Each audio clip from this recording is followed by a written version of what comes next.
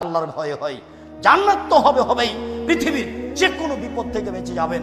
আবু হুরায়রা রাদিয়াল্লাহু তাআলা আনহু বলেন, রাসূল সাল্লাল্লাহু আলাইহি ওয়াসাল্লাম বলেছেন, আসরাফা রাজুলুন আলা নাফসিহি, হাজার হাজার বছর পূর্বে একটা লোক নিজের প্রতি খুব অত্যাচার করেছিল, জুলুম করেছিল।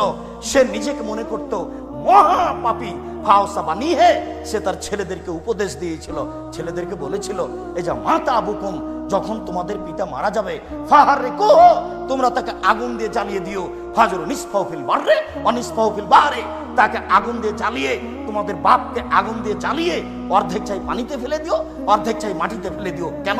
ওয়াল্লাহি লাইন কাদারাল্লাহু আলাইহি, আল্লাহর কসম, যদি তাকে আল্লাহ ধরতে পারেন, আল্লাহর কসম, আল্লাহ যদি তোমাদের বাপকে ধরতে পারেন, আল্লাহর কসম, যদি আল্লাহ তাকে ধরতে পারে, তাকে আল্লাহ এত শাস্তি দিবেন, পৃথিবীর কোন মানুষকে আল্লাহ তত শাস্তি দিবেন না। তাকে আল্লাহ এত শাস্তি দিবেন, পৃথিবীর কোন মানুষকে আল্লাহ তত শাস্তি দিবেন না। তোমরা এই কাজটা করিও। জামাতা ফাফালু মা মারাহুম, যখন ব্যক্তি মারা গেল, ছেলেরা তাই করলো, পিতা যা বলেছে, পিতা যা বলেছে ছেলেরা তাই করলো, আগুন দিয়ে জ্বালিয়ে অর্ধেক ছাই পানিতে ফেলে দিল, অর্ধেক ছাই মাটিতে ফেলে দিল।